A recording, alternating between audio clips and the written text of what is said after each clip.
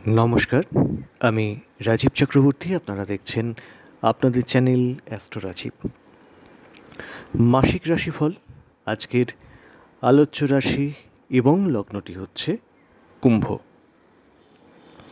যারা আজকে প্রথম দেখছেন তাদের স্বাগত জানাচ্ছি। বলবো চ্যানেলটি সাবস্ক্রাইব করে নিতে, কারণ প্রত্যেক মুহূর্তের আপডেট পেতে চ্যানেলটি কিন্তু সাবস্ক্রাইব করে নেওয়া প্রয়োজন। আমি বলছি কুম্ভ রাশি এবং কুম্ভ লগ্ন, অর্থাৎ যাদের কুম্ভ রাশি তারা যেমন দেখবেন, যাদের কুম্ভ লগ্ন সেই রাশিটি হতে পারে অন্য যে কোনো রাশি, তাদের জন্যেও কিন্তু এই রাশিফল। ফোন নাম্বার, হোয়াটসঅ্যাপ নাম্বার থাকছে, চাইলে যোগাযোগ করতে পারেন। চলে আসি মূল আলোচনায়। জুলাই 2024 কুম্ভের কেমন যেতে পারে।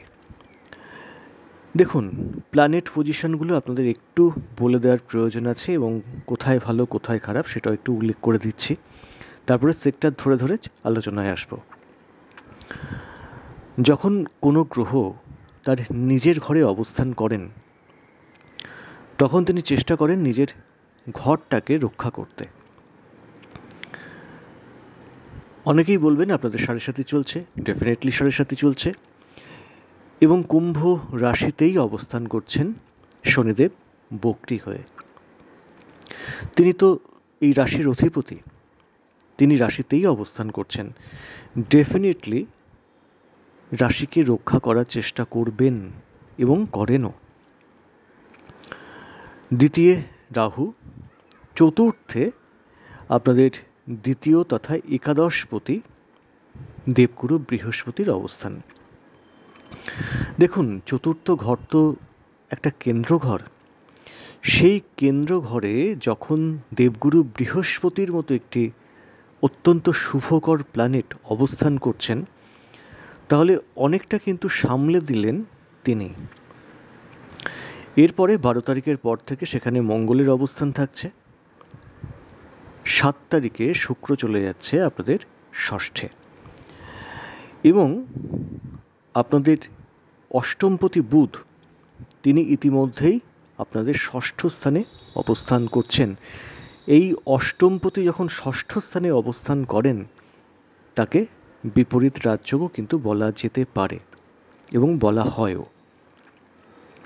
তো অনেক খারাপের মধ্যেও কিছু ভালো তো অবস্থান করছে, হতে পারে সাড়ে সাথী, এবং প্ল্যানেট পজিশন, আর সব যে প্ল্যানেট পজিশন সেগুলো খুব ঠিকঠাক নেই।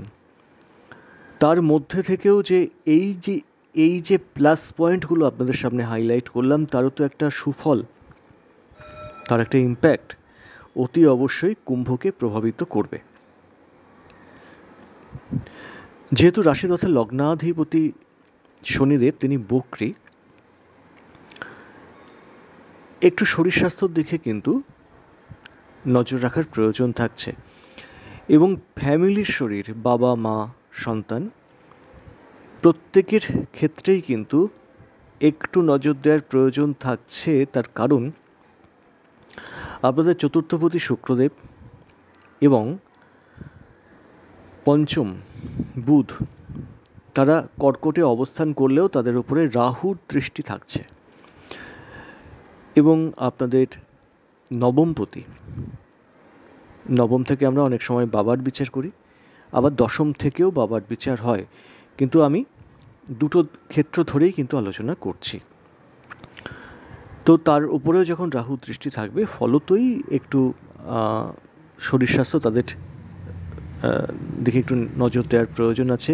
সন্তানদের মতিগতি, বাবা বা মায়ের স্বাস্থ্যের, বিশেষত বলবো পেটের কোনো সমস্যা, স্কিন রিলেটেড কোনো সমস্যা, গ্যাস অম্বল, এবং বিশেষ করে মানসিক দিক থেকে হঠাৎ হঠাৎ রেগে যাওয়া বা কথা শুনতে না চাওয়া, এই ব্যাপারগুলো একটু নজর রাখার প্রয়োজন থাকবেই, বা কোথাও টুকটাক আঘাত লেগে যাওয়া। যদি দশম স্থান থেকে বাবার বিচার করি, তো সেদিক থেকে বলবো যে খুব যে একটা চাপের কারণ সেটা দেখা যাচ্ছে না। তার কারণ দেবগুরু বৃহস্পতির দৃষ্টি কিন্তু আপনাদের দশম স্থানে আছে। তাহলে ওভারঅল যখন যৌথভাবে বিচারটা হয়, বলবো একটু নজর রাখার প্রয়োজন আছে। যারই শরীর খারাপ হোক বা যাই কিছু হোক, মোটামুটি তারা ভালো ট্রিটমেন্ট পাবেন এবং তারা সুস্থ হয়ে যাবেন, এইটুকু আপনাদের আশ্বাস দেওয়া যায়। মাসের 17 তারিখের পর থেকে পার্টনারের শরীরের দিকেও কিন্তু নজর দেওয়ার প্রয়োজন থাকবে। এবার চলে আসি অর্থক্ষেত্রে। দ্বিতীয় স্থানে রাহু অবস্থান করছে। আপনারা নিজেরাই বুঝতেই পারছেন, বেশ কিছুদিন, বেশ কয়েক মাস, আমি বলবো 23 সালের নভেম্বরের পর থেকেই কিন্তু জলের মতো অর্থ বেরিয়ে যাওয়া, অপচয়, এটা যেন হয়েই চলেছে। এই মাসটা তার থেকে কিছু ব্যতিক্রম হয়তো বা নয়, কিন্তু একটা জিনিস একটু মাথায় রাখতে হবে, এই মাসে কিন্তু কিছুটা ব্যয় কিছুটা নিয়ন্ত্রিত হবে। তার কারণ হচ্ছে একাদশ পতির দৃষ্টি সেটা কিন্তু দ্বাদশ স্থানে পড়ছে। অতএব যোগানটা মোটামুটি কিছুটা ঠিক থাকবে আশা করা যাচ্ছে। এবার তো টাকা আসে কোথা থেকে? চাকরি, ব্যবসা বা সেলফ প্রফেশনের ক্ষেত্রে আমি ডেফিনেটলি বলবো সেলফ প্রফেশন কিন্তু মোটামুটি শুভ আশা করা যাচ্ছে।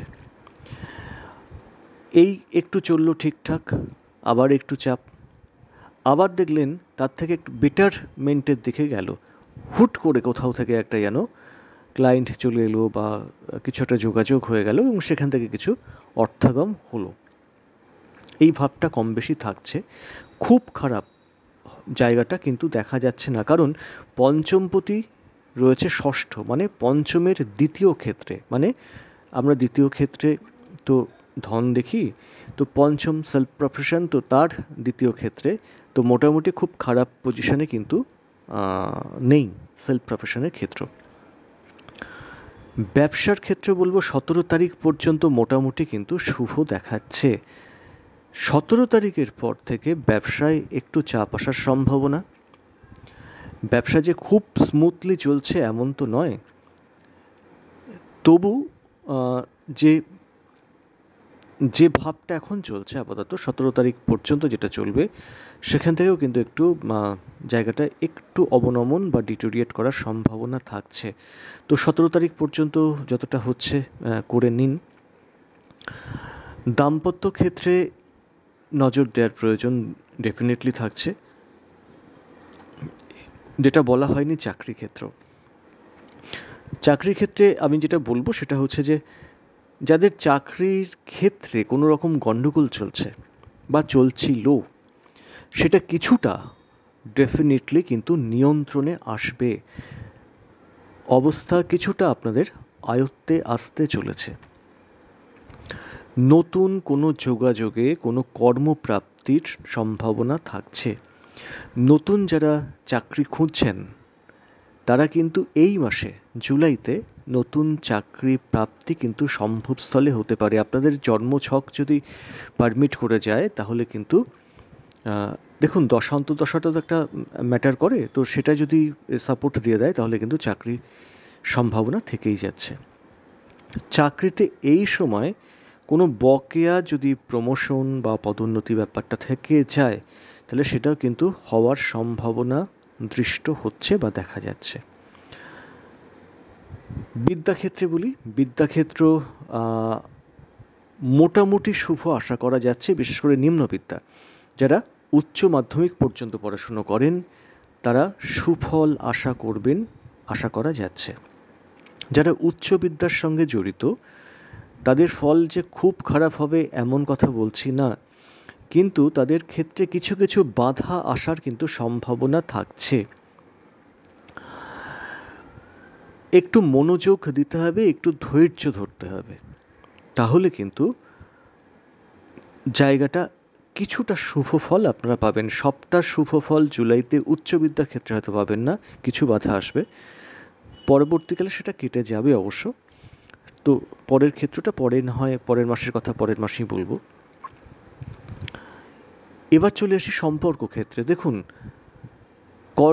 কুম্ভ রাশি বা কুম্ভ লগ্নের মানুষদের আশপাশ বলুন, রিলেটিভ বলুন, বা হবু রিলেটিভ, হয়তো ছেলের বিয়ে বা মেয়ের বিয়ে দিতে চাইছিলেন, একটা তাদের সঙ্গে সম্পর্ক ছিল, তাদের ক্ষেত্রে আপনার ভুলেই, আপনার কিছু ভুল ডিসিশনে বা আপনার কোট আনকোট দুর্বুদ্ধিতে বা বেশি সতর্কতার জন্যে জায়গাগুলো কিন্তু অনেকেরই নষ্ট হয়েছে। তো এই সময় একটু সতর্কতার সঙ্গে চলতে হবে। কি পাড়া প্রতিবেশী, কি আত্মীয় স্বজন, এদের সঙ্গে কিন্তু খুব সদ্ভাব যে থাকবে এমন কথা কিন্তু বলতে পারছি না। বাক্য দোষে ক্ষতি হওয়ার সম্ভাবনা থাকছে, তাই বাক্য যখন আপনারা প্রয়োগ করবেন সেক্ষেত্রে কিন্তু সতর্ক থাকার প্রয়োজন থাকছে। 1.7 চলছে, তাতে দ্বিতীয় রাহু, সময়টা মোটেও যে এবং শনিদেব বক্রী, ফলে সময়টা যে খুব ভালো এবং প্ল্যানেট পজিশনগুলো যে খুব ভালো, কি ভালো বলবো বলুন তো। এবার চলে আসি প্রেমক্ষেত্রে। প্রেমক্ষেত্রের যিনি অধিপতি তিনিও যদিও ষষ্ঠে চলে আসছেন এবং সেটা রাহু দৃষ্ট, যার জন্যে বুদ্ধি দোষে ক্ষতি এটা হতে পারে। প্রেমের ক্ষেত্রে কিন্তু যথেষ্ট চাপ দেখাচ্ছে। এই সময়টা একটু যদি আলগা আলগা থাকা যায় বা একটু দূরে দূরে থাকা যায়, কম কথা বলা যায়, সেটা দেখুন। দূরত্ব বাড়াতে বলছি না, একটু স্পেস দিন দুজনের মধ্যে, একটু দেখে চলার কিন্তু প্রয়োজন আছে। দাম্পত্য ক্ষেত্রেও সেই একই কথা বলবো, 17 তারিখের পর থেকে দাম্পত্য ক্ষেত্রের সম্পর্কের ক্ষেত্রে কিন্তু একটু নজর দেওয়ার প্রয়োজন আছে এবং পার্টনারের হেলথের ব্যাপারেও একটু নজর দেওয়ার প্রয়োজন থাকছে। আইন আদালত কোর্ট কাছারি খুব বেশি চাপ না দেখালেও সময়টা তো খুব ভালো নয়, এবং একটা যে আপনাদের মধ্যে দেখবেন একটা গোয়ার্তুমি বা করেই ছাড়বো, শেষ দেখেই ছাড়বো, এই রকম একটা যে মানসিকতা আসবে সেটাকে নিয়ন্ত্রণ করুন।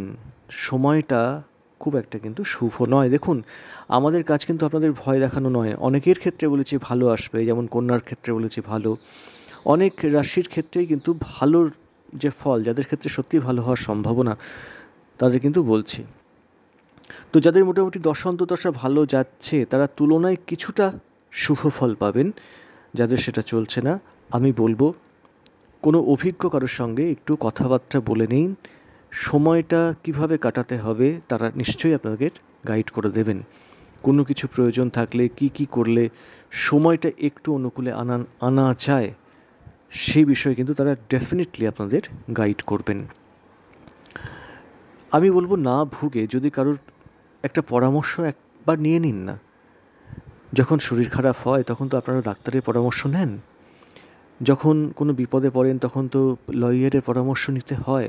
আসলে সময়টা না এই রকমই, যে যখন যেটা প্রয়োজন তখন সেটা না ভুগে তখন সেটা যদি আপনারা করেন তাহলে কিন্তু ডেফিনেটলি কিছু তো ভালো থাকা যায়, সেটাই বা কম কি।